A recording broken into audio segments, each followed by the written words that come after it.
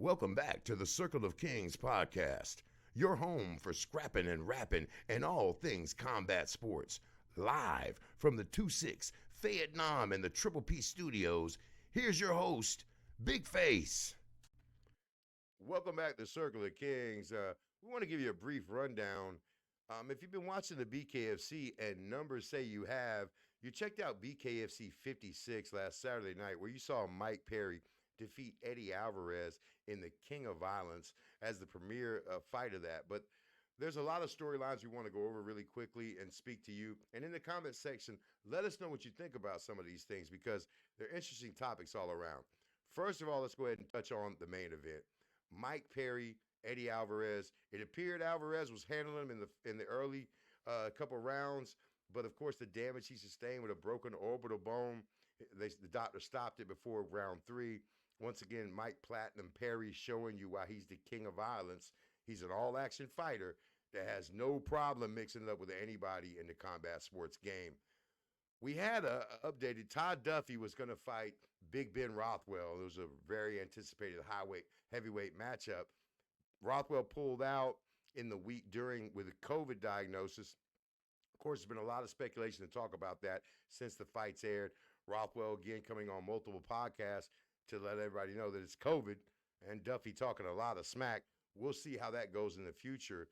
There's also, we had a heavyweight king, Mick Terrell, wins the vacated strap for heavyweight in BKFC. Exciting fight. You know, the heavyweights don't get the run that the smaller weight classes do, but shout out to Mick Terrell, a superstar in the making there for BKFC, winning the heavyweight championship. And then the other most anticipated fight, well, Christine Ferreira, once again, walked through another opponent. She's walked through several. She's cleared the division out. Since then, we've heard from Mr. Feldman. He said he may try to bring in some 135-pounders in the female division to give her some run. Of course, Christina said after the fight she wants Cyborg.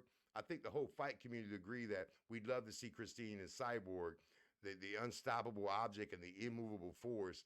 But Feldman has definitely said that he's looking to add to the roster and maybe asking her to move up in weight. She's cleared the division out. There's nothing left for her at 125.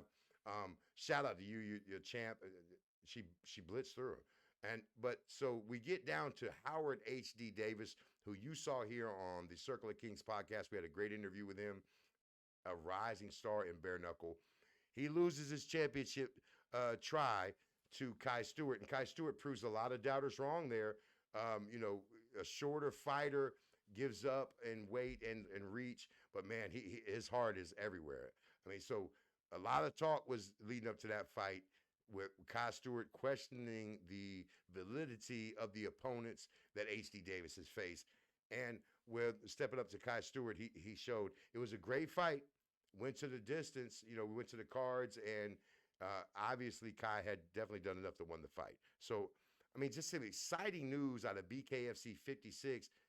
Comment and, let us know what's up. So what's next for Mike Platinum Perry? Well, I mean, there was a lot said in the press conferences after the fight. Some of the things led up to, he has definitely called out Jorge Masvidal, the king of the bare knuckle. You know him since Kimbo. He goes all the way back. Of course, he has Game Bread, which is a bare knuckle MMA organization that is putting out some outstanding shows right now. Mike Perry v. Jorge Masvidal is very interesting, and I'm sure will do numbers. But right there in the division, you've got Luis Palomino, the baboon. He definitely wants a piece of Mike Perry.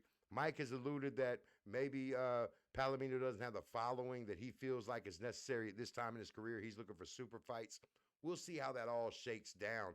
A lot of avenues that David Feldman, of course, and Nelson Lopez Jr. can take. BKFC just exploding. The announcement after the fight was they did 4 million views on the app. They did 18 million worldwide views, the most ever by far. 8,200 in the building to see BKFC 56. So going into 2024, of course, we got the February 2nd card. We've got Palomino, the baboon, the number 1 ranked pound-for-pound fighter in all of BKFC in action on February 2nd. Luckily, we'll have Chris Lytle on the show a little later to go over that fight card with us. But we just wanted to take a minute. So many storylines from BKFC 56. Feel free to comment. Drop what you think, and let's see what's next. BKFC, hey, Circle of Kings, man, scrapping and rapping. Welcome back to the Circle of Kings podcast, your home for scrapping and rapping and all things combat sports. Live from the 2-6 Vietnam and the Triple P studios, here's your host, BigFace. Welcome back to the Circle of Kings, man. I'm really excited. We got some people even in the studio here excited for this next interview. I mean, bringing to you right now, we have a very accomplished MMA veteran and also undefeated at 2-0 in the BKFC, Marcus Bad Intention Edwards, man. Thanks for being on the Circle of Kings. Thanks for having me. Absolutely, man. So you're the perfect person for this type of podcast, man. We love combat sports, but we're bare knuckle heavy, man. And I want to talk to you about, with your extensive, you got a great record in MMA. You have a lot of experience over the last decade in MMA. What got you started in MMA, man? What got you started, Marcus? Oh man, pretty much. Long story short, I mean, I've done combat sports ever since I can remember since I was like 6. Judo, jujitsu, wrestling, boxing. Um, I ended up going off to college, and unfortunately, just wasn't for me. I dropped out, came home, and walked into a gym which was belonged to Thomas Denny at the time, and he was out of town. But I knew a guy that trained there. He fought in Bellator at the time. His name was Brian Baker. He was a family friend. He's like, hey man, just come jump in some of the pro classes, and we're sparring tonight. And I jumped in and literally beat up a bunch of pros that fought for at the time like King of the Cage out in California. And he's like, yo, the guy that owns this place is gonna be back tomorrow. Come in and I want him to see what you can do. And I came in, he had a bunch of guys lined up for me, and I just put them down. And Thomas was like, hey man, you have something I've never seen before. I'm moving to Colorado. He's like, I believe I can make you the best fighter in the world. Do you want to come? And I packed my stuff up that night and left a week later. And I went 11-0 as an amateur. And then, as a pro, my first pro fight, it was a short notice fight. It was against Justin Gaethje. And, that's probably one of the best fights I've ever had in my life. It was like fighting myself. I've never had a fight like that before or after. I mean, on the streets or in any other combat sport. So, I've always wanted to get that one back because it was like, one of the fights I was, I don't believe I was ready for it as a pro, taking it on 2-week notice, fighting an undefeated guy, coming up as a pro, main event, title fight. Um, yeah, but fighting for 5 rounds for 5 minutes, my first pro fight against a vet like Justin Gaethje. I mean, that was a good introduction into being a professional athlete. Um, but yeah, that's pretty much how I got started, and that was my amateur career was 11 fights. All of them to combined was like 4 minutes and 30 seconds. Wow. Really have a lot of it cage once I did go pro because the time was so short. But yeah, it's been fun. Now I'm transitioning into the BK world. So yeah. Yeah, so I mean, I do want to like just pause a moment on the. A lot of people don't know this, but you got a win under your belt over Thiago Alves in 2015, which is amazing. Yeah, And he was on a streak when you beat him. yeah. So That was an amazing fight too. You know, a black belt that was strong, good, dangerous. It really tested my ground. Because he was fishing for the ground game, and I had to oh yeah. danger a lot. So yeah, that was a big win for me mentally in my career. So watching you, I'm a huge fan of all the fight sports. I went back and I watched a lot of your fights, and you are, I mean, BKFC. I mean, bare knuckle is kind of built for you. You're heavy on the striker. You're an intimidating striker. So I mean, let's talk about that. You transition into bare knuckle. You immediately, I mean, you beat Jay Jackson. You beat Michael Mano. 2-0 right off the knot in bare knuckle. How do you feel about that transition? How does it fit your skill set?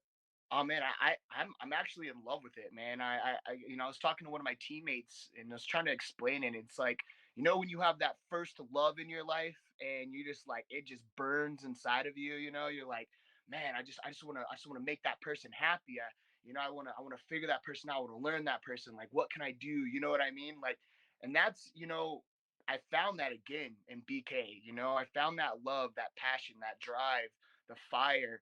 Um, you know, I stopped fighting MMA. Not a lot of people know this. I mean, I'm actually just now telling you guys. You guys are the first people to get this kind of. Welcome back to the Circle of Kings podcast. Well, I mean, let's talk about that, Marcus. I mean, BKFC, bare knuckle in general, is the fastest growing combat sport in the world. They just had one of the most successful pay per views Saturday at BKFC in Utah, where 18 million worldwide views, 4 million organic views on the app. Mike Perry reportedly make $1.1 million on the fight. I mean, you're a dangerous and intimidating striker in that light heavyweight division, and we all know who's the king of that division. Yeah. It is Lorenzo Juggernaut Hunt, which I think you guys' style makes for a really interesting fight. Yeah. Well, actually, I fight at 175. He's one, and then two. So it's Mike Perry. Okay. So it is Platinum P. So Platinum P is on the agenda. I watched a few of his interviews, and he's saying his fights, he has to have somebody that has the fan base. Right.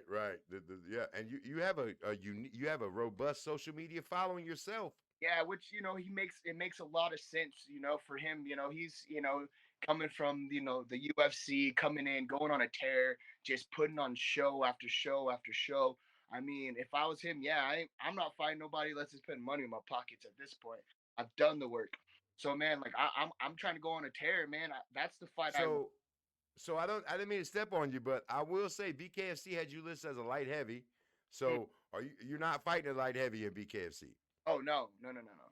Okay, that's good. I wanted to clarify that. So let me ask you this, Marcus.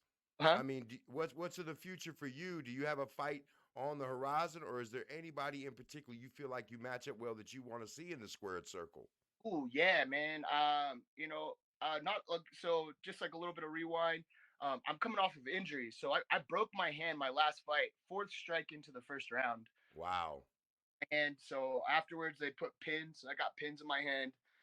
So I'm just now coming off of that recovery. They just took him out about a week and a half ago. So I'm just getting back into striking. So I'm looking for something, February. My management company called me and asked, like, hey, they're asking when you'll be ready. So I'm looking, 2 months into the next year, three months in. But I want to get back in. I just got to be smart about my hand because I do hit really hard. My first fight, I broke my right hand. My second fight, I broke my left hand. So I got to be very smart going into my next fight and training and keeping my hands healthy. But I want the title, man. I don't feel that there's too many people in that division that that will match up with me. I mean, the last guy, he talked this big game and ran from me for 5 rounds. Yeah, he did. I watched. He did. He did. I'll say this: with your unique body, like your reach and your striking ability, I mean, the world is your oyster in bare knuckle. I do believe that. We've spoken about that behind the scenes here when we were trying to line you up for this interview, and we're looking through the young talent. And we really feel like the sky is the limit in bare knuckle for you, and that's great. You lost a little explosiveness in your hips, and this gives you an opportunity to still showcase those skills, which is which is what a lot of bare knuckle we're seeing, right? Like the Platinum P, right? He may have in UFC, he was a fantastic all-action fighter, but in bare knuckle, where you can't tackle the man and you have to fight him with the Muay Thai rules, that's a different game altogether. Yeah, definitely. Yeah, and I'm like you were saying, man, I haven't even opened up my game book. I haven't even opened up. Like a lot of people haven't got to see my striking. I really wanted to open up that last fight, but I was dealing with a lot of mental stuff. Like my left hand was broken. I didn't really want to hit. You can't tell in the fight. It's crazy. I look back and you look like you were smashing him as hard as you could to me. back of the fight, and I'm like, dude, it doesn't even look like I'm in pain right now. It doesn't even look like there's like nothing going on. I was like, well, that's good. Like if I'm able to poker face and fight and get through that and it be fine, that's crazy. But my last fight, I was really playing it safe. A lot of people are like, what's going on? Why you got him on the ropes? You didn't go for that finish like you usually do. You didn't, try to finish. I was like, man, I was nervous to hit him hard because the last time I broke my hand, I kept swinging it and ended up destroying my bone. So I was trying to be smart. I almost elbowed him a couple of times, to be honest. But yeah, having to open up the game book, the playbook, and I'm excited. I can be a bully. I can play the footwork game. I can play the counter. And I believe I displayed both those kind of styles. With my first fight, just coming forward and being in his face, and then the second fight, I kind of moved around a lot more, kind of picked my shots. I wasn't putting my hands together as much as I wanted to with combinations, just for the mental case of what I was kind of going through. But man, I haven't even got to show the world what my handwork and my footwork is capable of. So I'm excited, man. I'm excited to get in there again and actually like have some fun, put on a show, be exciting. I'm dangerous. I'm powerful. I'm strong. I'm quick. I have the reach. I have the body type. I'm a So okay, so hang on, bad intentions. So yeah, absolutely, I agree. Who you want to see? Who do you want to see? If you could pick, if it was you making the matchmaking, when you're ready, healthy, 2 months after the new year, who would you want to see in the squared circle? yeah. Oh, you know what? I want that title, man. Yeah, yeah, yeah. He's like they call him like the country boy or something. Uh, I don't know. I don't really know, but I'm not gonna give him too much publicity. But I want Are you his talking about are you talking about Redneck Mundell? yes. I want the redneck man. I A believe friend of the show. Shout out to Redneck Mundell. Absolutely, man. A tough customer there. That would be a hell of a fight, Marcus. I believe that fight is the fan. That's a fan's favorite. He comes forward. He throws bombs. He has a big body. He has the strength, the power. He can put people down with any strike. And I'm the same. And in that fight, one of us isn't going to walk out. You know what I mean? That's going to be a great fight. That's what I'm here for. I'm here for great fights. I want to say I want Mike Perry. I believe I can beat Mike Perry. I believe that'd be an amazing fight. But Mike Perry is kind of on a different route right now. He's looking for money fights. Um, Well, I mean, you look at his trajectory and where he's went in his career, where he's at in his career. I mean, you can understand he wants some super fights, but yeah, at some point, he's going to have to face the baboon palominos. I mean, you can't avoid them forever. I understand, and it's in the best interest of BKFC to make the biggest fights they can. I will say this, Marcus, and I feel like you're one of those fighters. There's a handful of fighters right now. 2024 is going to be a huge year for you guys as a sport, as an organization, and as a fighter. I really believe that. Yeah, I believe that as well. It's growing so much. It's crazy too because like I went to they had some bare knuckle fights out here in Colorado last weekend, and one of my old friends actually I fought him. He fought in that for a title, and I showed up, and I mean it was so nice just to like walk in and there actually be like BK fans. Bare knuckle. Yes, Oh, they knew yes. guys that fought BK, whether it was the local or in the big show, BK, and it felt good to be like, okay, dude, I got my foot in here. Like people recognize me as a great bare knuckle fighter, and they still recognize my MMA career, but they're excited to see where I'm going with this BK path that I'm on. So we found that MMA, we're huge MMA fans. The reason we do combat sports for a living is because we love the combat sports. Got a background in boxing, a lot of those things. But I'll say this: in my 40 years covering the sport, being a fan of all the sports, nothing has excited the public like bare knuckle. Nothing excited me like bare knuckle. I mean, it's not tough, man. It's a lot of skill. You got BKFC, you've got BYB, you've got even Game Bread with Jorge Masvidal with the bare knuckle MMA. It quickens the pace, and BKFC has weathered the storm. They went through. You got a great ownership there with Feldman. I mean, he knows the business. It's a fighter first organization. It feels like, and when you go to these live shows, it's unbelievable. I mean, it's unbelievable. Yes, I will contest to that. BK came out here, I want to say it was 2 years ago now, December, for their very first fight, and I wasn't able to be on the card, but I went, and when I went and watched the crowd, that's when I was like, this is where I want to be.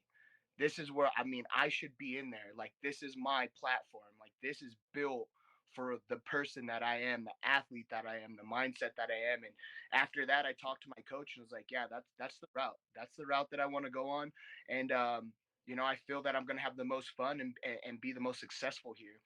You are definitely, your skill set is definitely like, I watched all your old fights and watching you. I mean, your ground game's great. You definitely have a ground game, but man, are you built for this bare knuckle? I don't really feel like there's a lot of people at your weight class that are going to be able to stand up to your kind of striking. We luckily are a friend of Chris Lytle of the show. We had him on, and he had a very long run with UFC, great MMA career, and he was watching a friend of his took his first bare knuckle fight, and he was thinking, why in the hell would this dude fight bare knuckle after his career? Why? In the first round he watched, he said, I have to fight bare knuckle. Yeah. I mean, it's just, it's something for and you are, the strikers especially, it's your time to shine, man. Yeah, I believe, like, this is for the actual fighters, like, not the athlete. You know what I mean? This is for the Yes. fighter. This isn't the athlete that went into the gym and watched their idol fight and started, fighting, and they're a great athlete, so they're able to put one and two together and then make a career out of it, point fighting, or getting some good wins, and making a successful career out. This is for the guys that are dogs, like, that are living that life or death fight. You know what I mean? And that happened with the Mike Perry fight with and Yes, it definitely did. Because you seen Perry, man. I mean, he got mashed up. I mean, he took a hell of a beating. But the bottom line is this: even though I thought, watching it, hey, maybe he's down 2 rounds to none.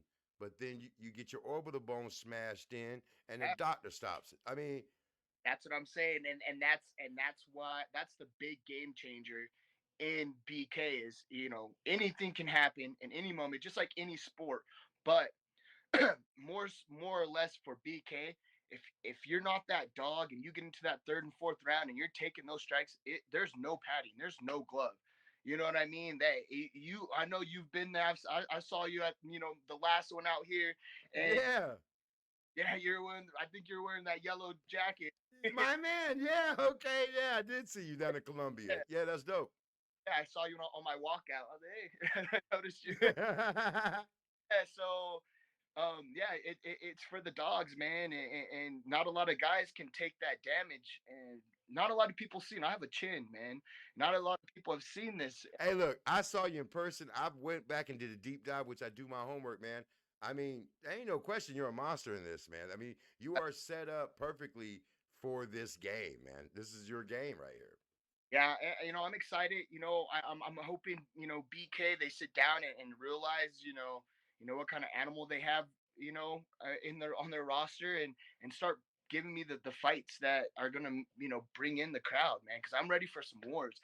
I actually got my very first black eye, my first BK fight. I've rarely been hit in my face in MMA. If you look at all my fights, I've never walked out with a cut, a scratch, a black eye, a bloody nose, nothing.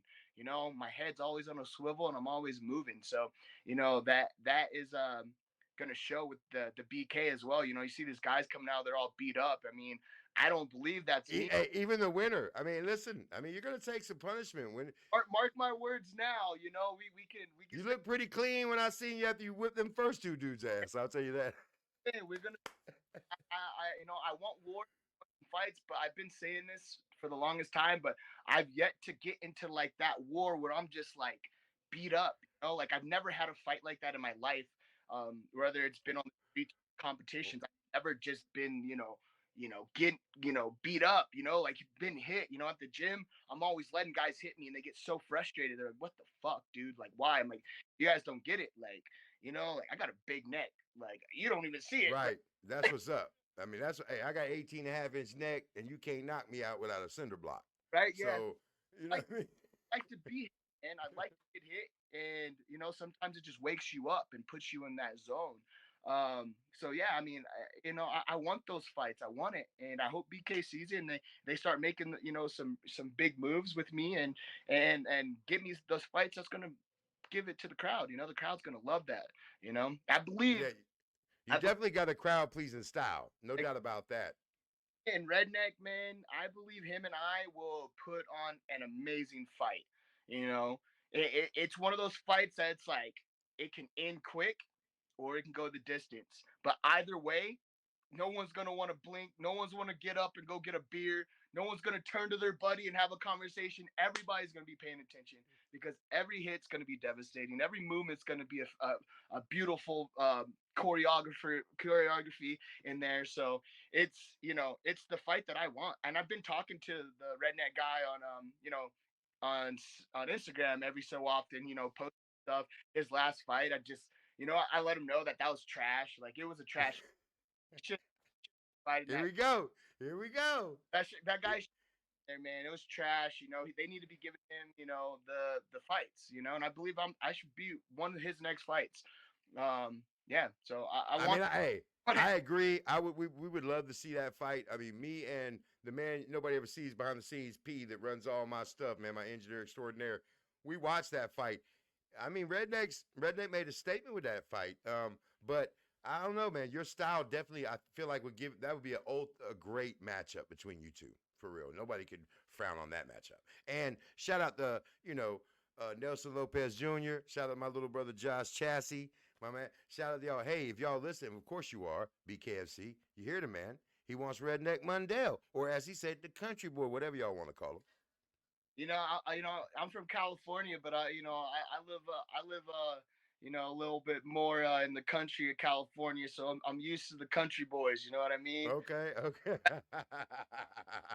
It brings me back to my roots. When I would wrestle, the wrestling the country boys, they're extra strong. You know what I mean? So yeah, they got a country strength. For the country strength. But so take me back to my roots. He reminds me of his style of fighting, his size. It just feels comfortable. Like that's the fight that I want. Well, I mean, that'd definitely be a fight that would attract a lot of eyeballs, man. Okay, so Marcus Bad Intention Edwards, man, from Circle of Kings, we want to thank you for being on the show, man. We are huge fans of yours. We'll be following your career very closely going forward, and we hope when you get to announce your next fight, we can have you on the show and you give us a little inside information on that, man. As soon as I find out what the next move is, I'll shoot you a message. My guy, hey, everybody give it up. Marcus Bad Intention Edwards, man, thank you so much, man. Definitely in the Circle of Kings, you the king. Yes, sir. My guy. So there you have it. Circle of Kings audience, man. A fantastic conversation there with Marcus Bad Intention Edwards, a rising star. And as they said, they listed him as a light heavy, but no, he's not. He's down there with Mike Platinum P. He wants the Redneck Mundell fight, the championship fight. A lot of guys are angling for Redneck Mundell. And, I mean, personally, that would be a great fight to see.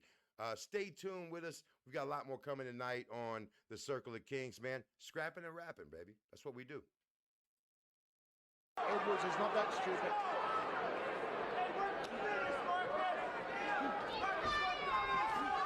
Oh, he clipped him nicely with the left hand. Short now left. Edwards turn for a sub. Oh, the stand-up of Elvis tonight. No, he's not hitting with a lot of power.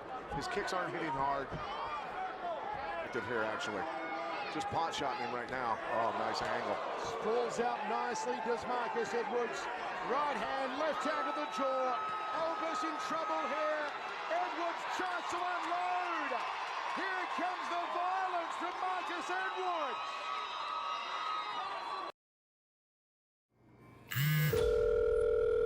Juan, what's up, brother? Yeah, we're close to closing that shoe deal. If you weren't worried about smelling good for these hoes, you have a wife by now.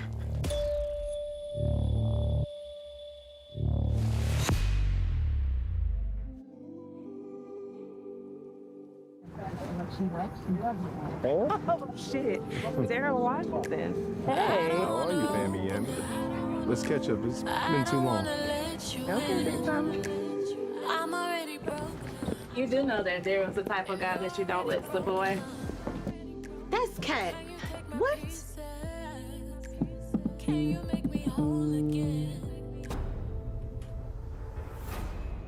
second nature, you know. Mama's boy, I guess. Will you still take time to take care of what's important?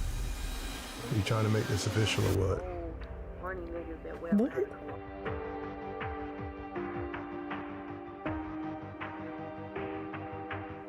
I can't do this. Hey, what's going on? Relationship.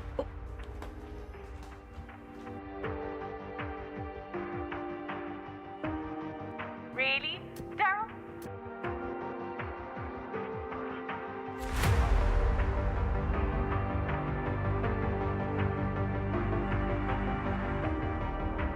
Nell, this is Daryl. Nice to meet you, Daryl. Take your time. Relationships is all about building that bank of trust.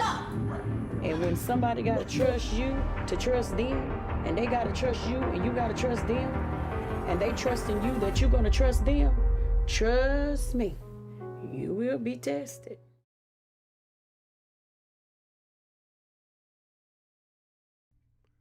Welcome back to the Circle of Kings podcast, your home for scrapping and rapping and all things combat sports. Live from the 2-6 Vietnam and the Triple P studios, here's your host, BigFace. Welcome back to the Circle of Kings, man. Big ups to Marcus Bad Intention Edwards, man. Fantastic interview with the up-and-coming bare-knuckle fighter. As always, man, Circle of Kings, you know, this home of scrapping and rapping. And the dude we bringing up next, man, no stranger to any of that. We got a special guest coming your way. My man Joshua the Lion Ridge, the number one ranked flyweight in all of bare knuckle.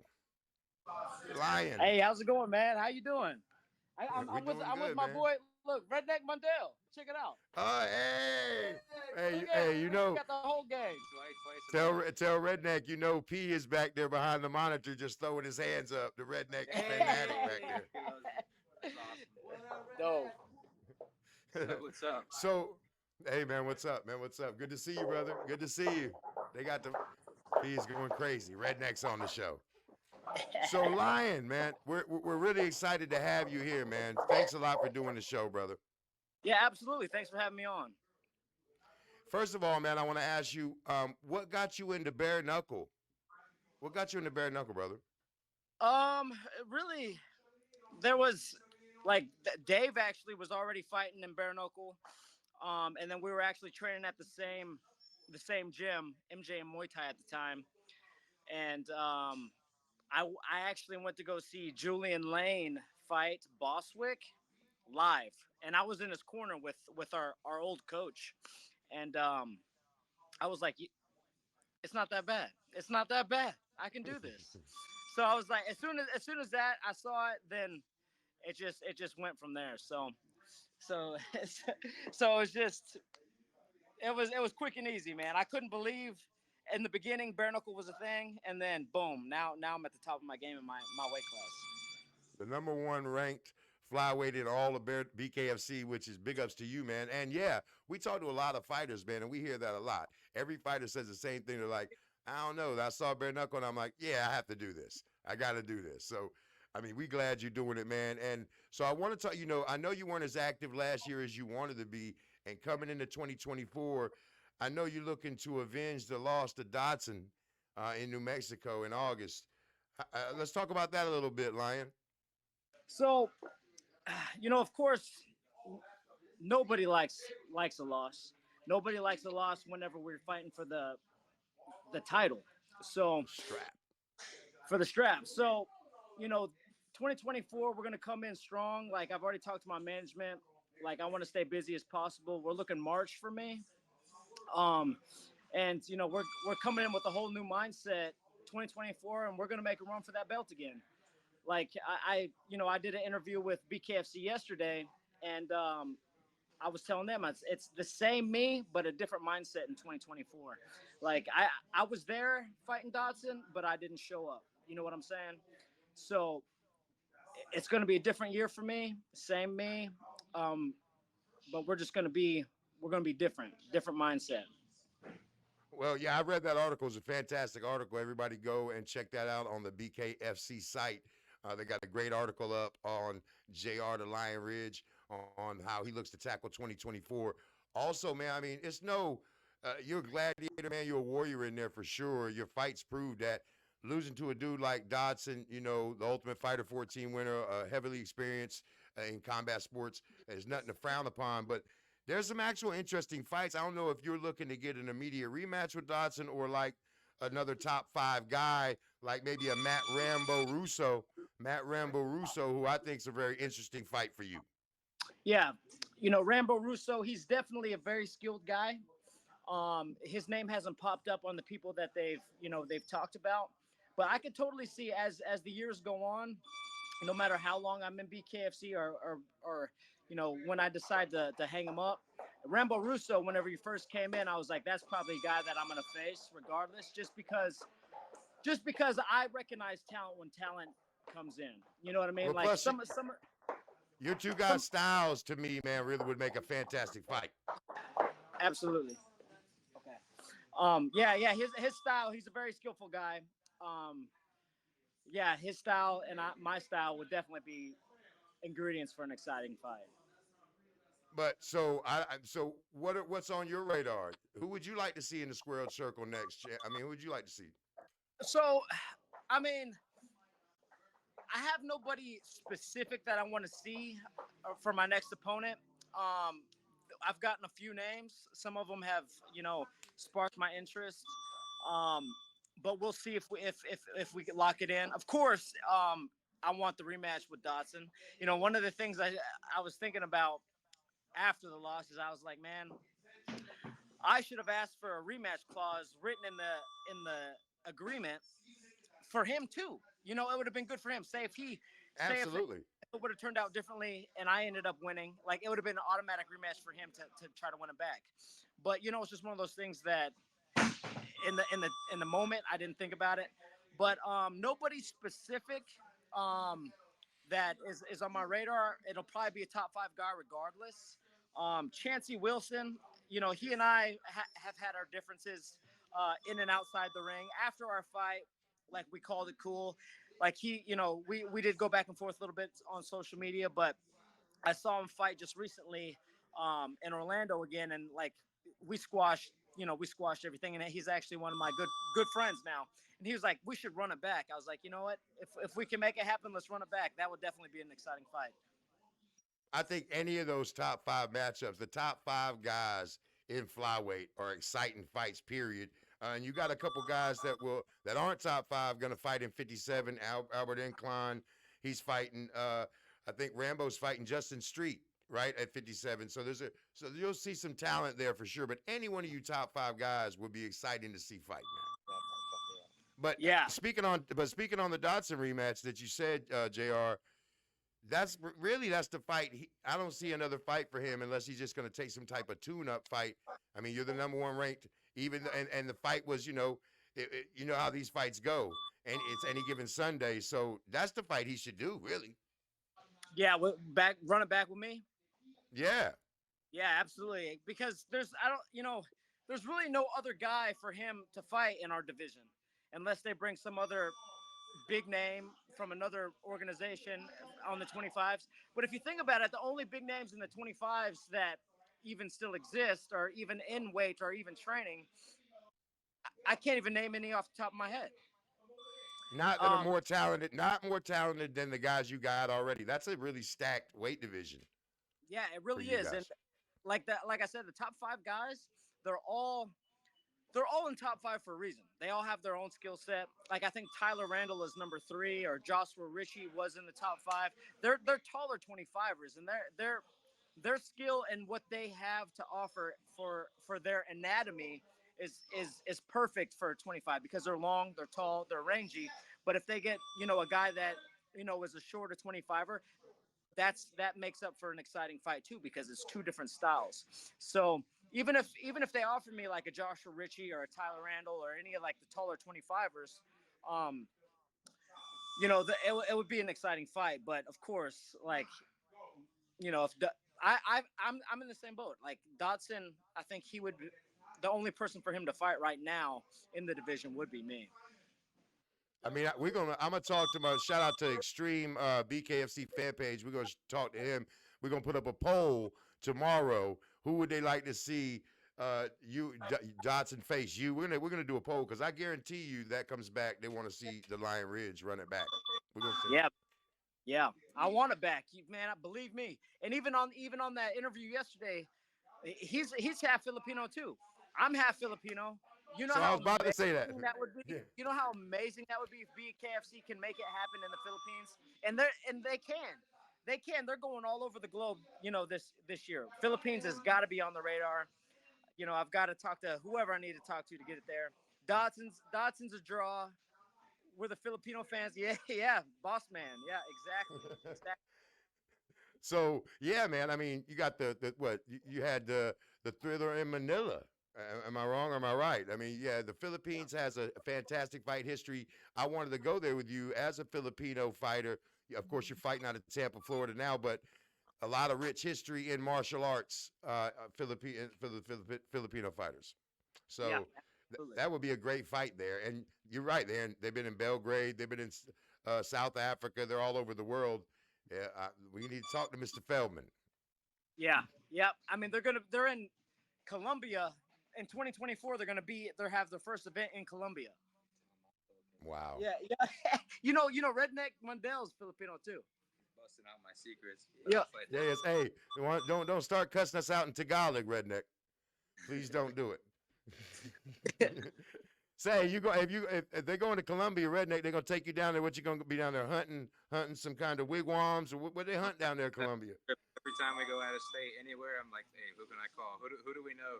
I'm setting them all up everywhere. I got some boys from Montana. I got someone who wants to take me mountain lion hunting. I'm all excited. I can't wait.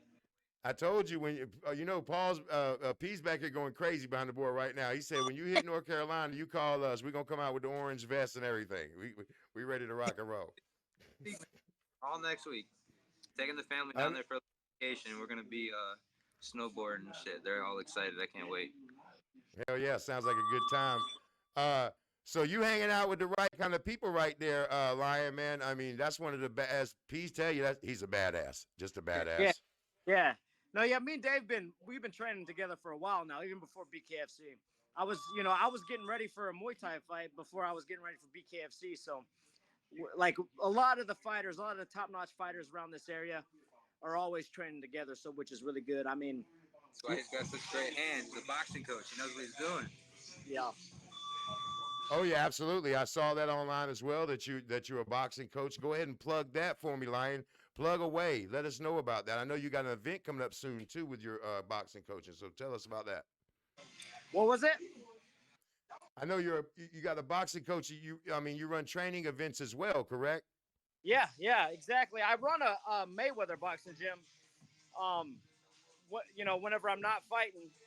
But let me go grab my headphones real quick. Yeah. Do that. That'd be dope. Oh, it's cool. I'll just hang out here. But no, that's awesome. I run a Mayweather boxing gym.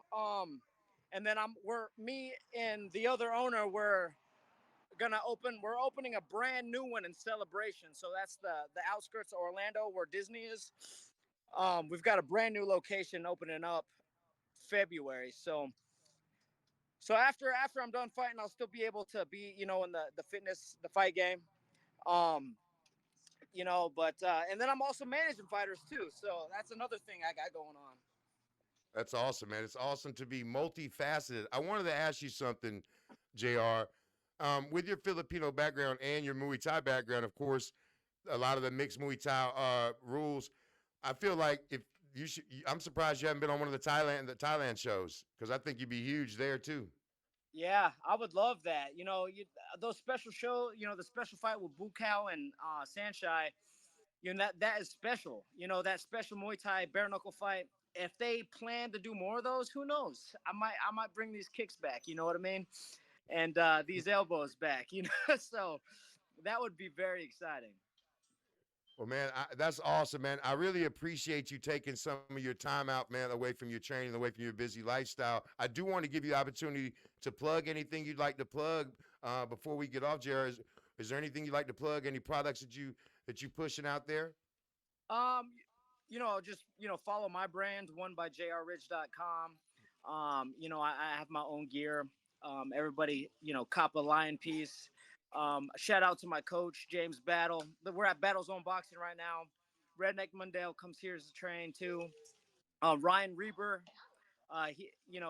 my coach is his head coach as well. Follow my line management page. I'm always looking for the lions amongst men. You know what I'm saying? So that's another thing. So I'm always scouting talent. I'm actually got a big name coming in here pretty soon. You guys will see soon. But yeah, man, shout out to all the people that have supported me through the years. All my sponsors, Wicked Muay Thai, for making all my trunks the dopest trunks I've ever had. Excel Core Real Estate, all the people around me here in Tampa show me love. Man, that's dope. And like they say, lions not sheep, right? That's what they like to say, lions not sheep. And you definitely the lion, brother. And you're a friend of the show, so what I want to say is, man, we would love that in the future, man, if you got a fight to announce or anything you'd like to spread, man, please reach out. We'll definitely reach out to you, and we'd love to have you on the show again, man. Absolutely, man. I appreciate you guys, and I can't wait to let you know when the next big fight is. It's gonna be in March. Be ready. So I'll be reaching out. Oh, yeah, I will too. And I'll be down. I don't know if you're going to be there, but I'll be at 57 down there in Hollywood. So I'd love to get up with you, man, meet you, and chop it up down there too if you're going to be there in February, man. I'll be there. I got to support my boy Ryan. Absolutely. So I'll see you there, man. Hey, the whole Circle of Kings audience appreciate you, man. Big ups. Josh, the Lion Ridge, man. Thank you very much, brother. Guys. I appreciate you. Absolutely. So there you had it, man. There you had it, Circle of Kings, man. Josh, JR, the Lion Ridge. Make sure you go follow him on Instagram. He's got multiple pages there where he's coaching boxing. He's running the Mayweather boxing gym. These dudes is real. The combat sport, BKFC, bare knuckle in general, is just a fighter first sport, man, and you got to love it. So next up, man, as you just saw, we alluded to, you had the champ right there, David Redneck Mundell. We got him coming up next for you, the middleweight king, the Redneck David Mundell, next on the Circle of Kings. Scrapping and rapping, baby. The clinch twice, but he hasn't been able to do anything with it. Soft warning from Young to Martinez. Watch your head on the inside. He sets center of the ring. 70 seconds remaining, round number one. Good left hand on the entry from Ridge. And as this fight slows down, the Martinez about excessive holding on the inside. Has to be an active 1-2 right there. And again, active clinch, the key term. Punches in the clinch, it will go. Welcome back to the Circle of Kings podcast, your home for scrapping and rapping and all things combat sports. Live from the 2-6 Vietnam and the Triple P studios, here's your host, BigFace. Welcome back to the Circle of Kings, man. Your home of scrapping and rapping. And like we like to do, we're huge bare knuckle guys here at the Circle of Kings, man. It's fastest growing sport in the world. Giant BKFC fans. So we got a real special treat for y'all right now. We got the middleweight champ of the world right now, David Redneck Mundell, one of the baddest men on the planet. Give him a huge Circle of Kings welcome, man. Welcome to the show, brother. Appreciate you guys having me on. Man, it's an honor for us to have it on, especially since P, my engineer, the man behind the boards extraordinaire, he's a huge Redneck Mundell guy. I appreciate that. So, man, I appreciate you giving us the time, man. I want to talk to you briefly, man. First of all, I'm going to start off huge defense, your second defense against Coltrane. Man, it was shown. Millions of people saw it on Amazon Prime. We was watching it, losing our minds, man. Amazing fight, brother. Appreciate it. Appreciate it. And I also realized, man, you fought at some high-level MMA, man. Bellator, Fury FC, Titan for several years. And now you've had this really strong run with BKFC and the bare knuckle. How do you feel about the explosion of the sport that you've been running with for the last couple of years? Obviously we can see that it's growing. It's the fastest growing, combat sport out there right now. It's the biggest bare knuckle organization. I love it. I'm here just to ride the wave.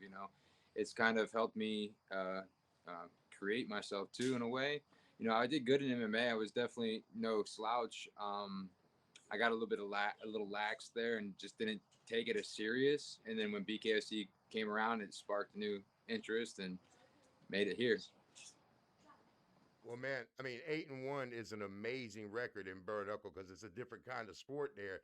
And man, you're an exciting fighter, and you pretty much like with this last fight. So you've knocked out the top three contenders, and we know who the big name is in your weight division there. What do you think about the future? Who would you like to see in the squared circle, Redneck? You know, it doesn't really matter to me whoever the company wants to put up against me. I'm down to fight, right? I mean, obviously I'm looking for the higher names. I want the people who claim to be the baddest on the planet. You know, that's what I want. So like, I'm not gonna waste my time with any more of these other guys that are, 1-0, 2-0. It just doesn't make any sense. But I want Perry. Like, that's the one I want. I want Mike Perry. If I can't have Mike Perry, well, who else do you got for me? Like, I'll go up to 85, take that belt then. Like, at this point, like, I want some of these big UFC name guys that are coming over thinking they're hot shit, and I want to shut them down and show them that BKFC ain't no joke.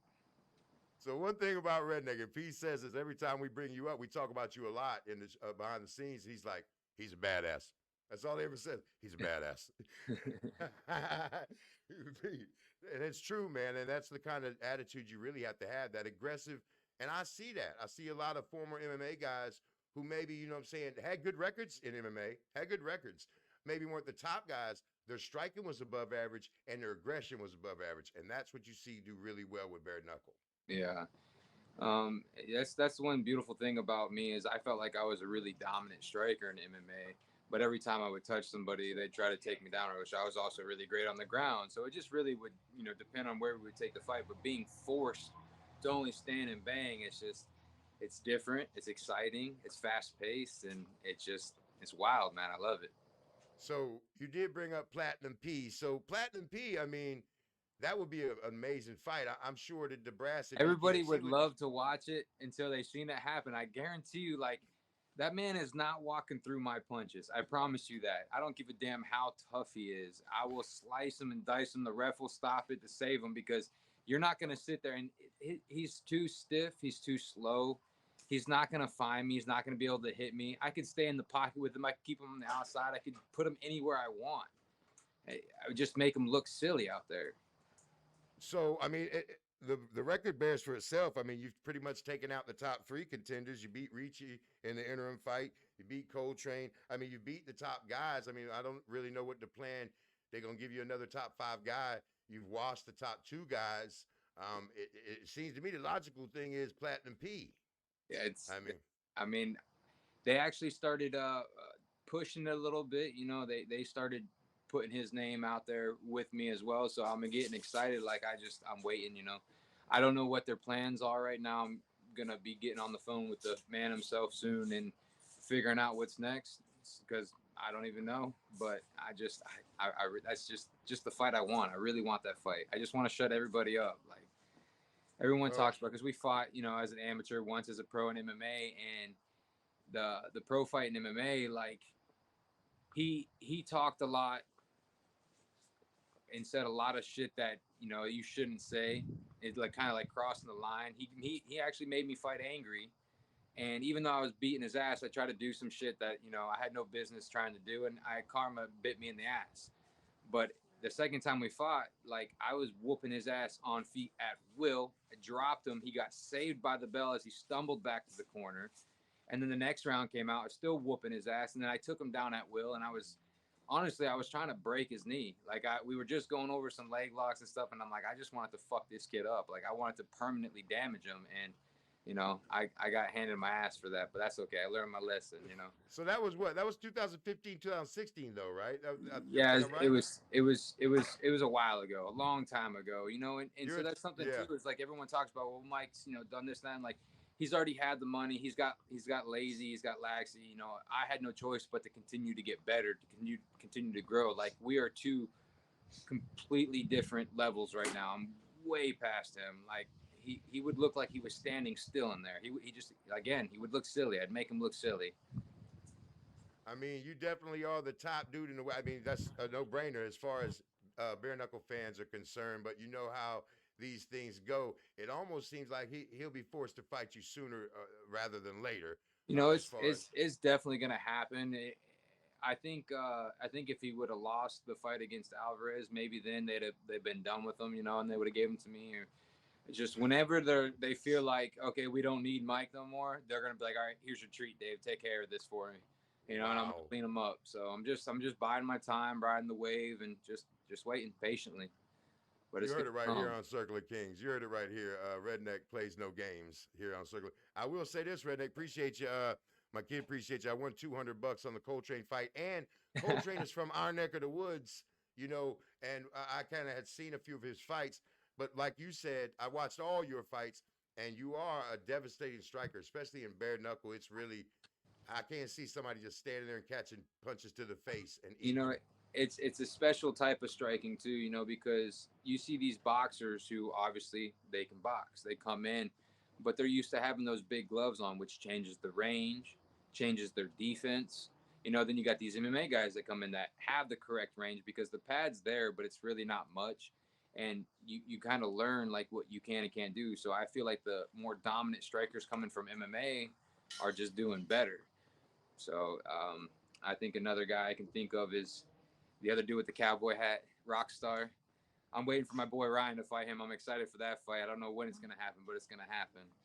And Ryan Reber, I think he can pull away with that fight. But that's just another point is that guy comes from MMA. He's a great striker, and look what he's done, So it's something special, and a lot of people are catching on. So, well, absolutely. I mean, we had the same conversation with, of course, Lights Out Lytle, close friend of the show, and he definitely gave us those nuances. That's what we're interested in right there, man. The differences in bare knuckle, because it ain't, it's not the tough man competition. It's a lot of skill. It's so much excitement every time I take an MMA fan to a show, and I've been to like the last 3. I didn't catch yours, but they come away like, this is what I'm talking about. I said, yeah, this is what you're talking about right here. This is what you're looking for. 10 fights, 8 knockouts. I mean, and that's another thing too is like without the gloves, every shot kind of counts more. It doesn't even have to necessarily be heavy. But you just seen like Coltrane, he caught me with like one little jab and it blew my eye up. So these unorthodox guys that are coming in that maybe aren't that great of a striker. Traditionally anyways, they still are able to find you, and then that kind of like shuts people down, and then they realize they don't like getting hit by that stuff. And it's definitely a different sport. It's definitely something new. You also have to be a dog, you got to have a little bit of everything, and it changes the whole game. And it's just, man, just my hat go off to anybody that gets into that squared circle. But the body shots too, man. Redneck, the body shots look like you can see where it hurts. Well, so I'll tell you what brought that around is when you start cracking dudes in their skull after a while, your hands start hurting a little bit. So you're trying to find a softer target, and that belly ain't nearly as strong as the head is. So, or as hard as it is anyway. So if I get a chance to hit you there, then I'll take it. And I'll tell you what too is like that does a number. Like it takes people like they don't want to get hit there no more. They're like, I mean, I much rather get put to sleep than drop with like a liver shot or something like that. Like, that shit hurts. You feel every second of it. I get knocked out. I'm just gonna wake up. I got a cinder block head. You can punch me in the head. I got 18.5-inch neck, but if you hit me in my guts, I'm going down. I don't like that shit. It slows people down too. I have to mention this to you too. We interview. We had the pleasure of interviewing a lot of bare knuckle fighters on the show, and we did have Marcus Bad Intention Edwards, who has a lengthy, MMA record, and who's got a 2-0 record. And I understand you have the target on your back at all times. Yeah, absolutely. He wants a piece of the redneck. He was saying some stuff. I seen that. Hey, that's good though. And it's just like Coltrane. Like he was one of the only people that I know that made a call out to fight me, and look, it got him the fight. And I'm not going to say no if they offered me the fight. I don't know who the kid is. I didn't know who he was until you tagged me in that post. So I'm like, oh, that's cool. Finally somebody someone's got to make some noise. Being that he's 2-0, I would imagine the BKFC would want him to grow his record a little bit more. But if he keeps on that path, keeps on doing dominant performances, then they'll set it up, and then it'll be what it is. So that's exactly what P said after he said he's a badass. He said, they don't want him yet. They don't want to feed him yet. I think that was I kept saying that to a lot of people when Coltrane was coming over. I think it was like 3-0, 3 finishes, and I'm just like, yeah, but like the level, the experience, like he could be champ one day, but it's just not now. It's not his time. Not while I'm here in his way. Like there's experience is just too different, you know. And I know you said something about the other kid's got a lengthy MMA record, which is great, but again, BKFC is completely different. You know, I'm 9 fights in, and the only loss is very controversial. I feel like I was robbed, and that was against somebody that we fought at 214. Here I am fighting at 75, and I still walked. Oh, wow. You know, like wow. I fought him the entire fight with one hand because I broke my hand the very first exchange. You know, so it's like I've been through it. I know how to fight with only being able to see out of one eye. I know how to fight when I only got one hand. I know what targets to find. You know, I know what I can't sit there and endure, and I know what I can. So as P said, he's a badass. It's just what it is. All right. Well, since you said that, let me ask you this. Now, I personally think, you know, a lot of people have opinions, but I think that you and Lorenzo Hunt are the two most exciting fighters in combat sport right now. I love watching every time. It's like watching Mike Tyson when I was a kid. I got to watch it because I know somebody's about to get knocked out. That's a fight that's in your weight range that could be made, correct or no? Absolutely. You know, and it's obviously it's something that's been around talking, and I was actually hoping he was going to fight my boy Jared, who's getting ready to most likely take the 85-pound belt. I would be up for it. He would be up for it. I mean, as fighters, it's just what we do. You give us a name, you give us a weight, we'll show up and we'll perform. But honestly, I don't see him ever fighting at 185 again.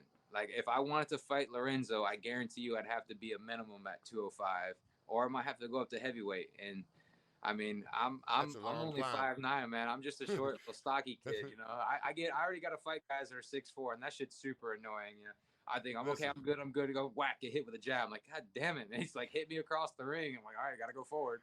Listen, I'm 5'9", 205, and it ain't no 205 that wants to get punched. I'm gonna tell you that right now. So, I mean, it would.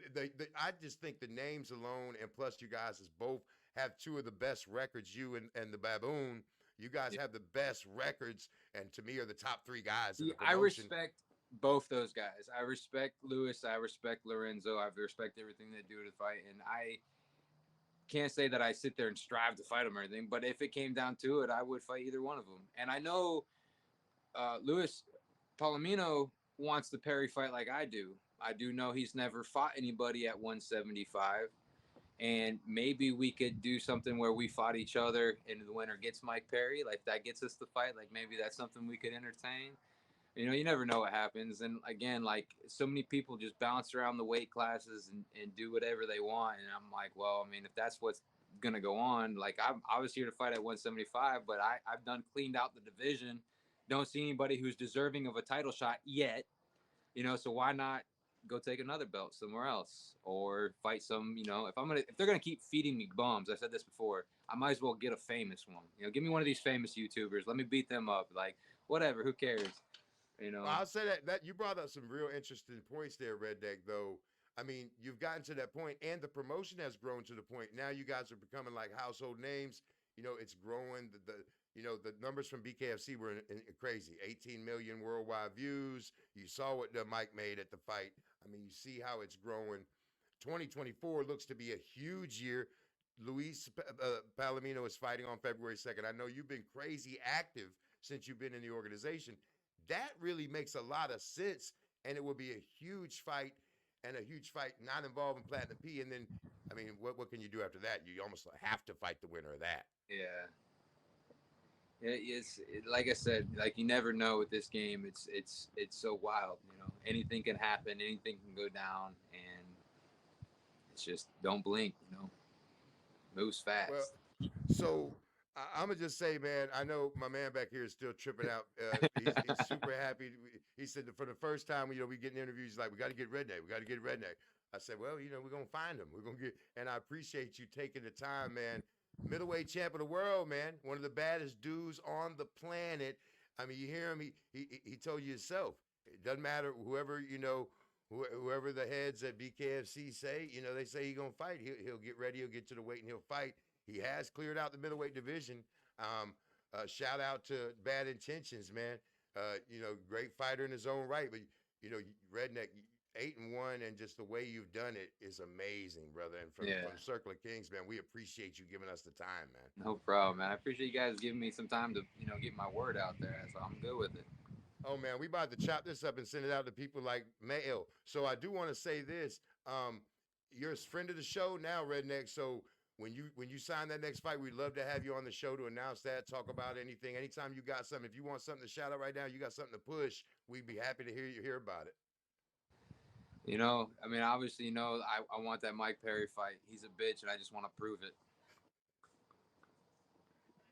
No doubt. Well, that's about as clear as you can fucking be. I mean, I don't know how much clearer you can be than that. Hey, shout out to the middleweight champion of the world, BKFC's own David the Redneck Mundell. Thanks, brother. We appreciate you. No problem, brother. Anytime. Man. Bring him back on with me. Or do we? Oh, Circle of Kings, man. I'm excited. I don't know what to do. I mean, you know what I'm saying? We got Redneck. We got the Redneck Mundell on here, man. He calling people out. He calling people bitches and whatnot. I got excited. I said, I got to talk to him again off the air. So there you go, man. David Redneck Mundell, the middleweight champion of the world, gives you a whole lot of interesting things that could happen in 2024. I guess we all gonna wait and see. Home of scrapping and rapping right here, baby.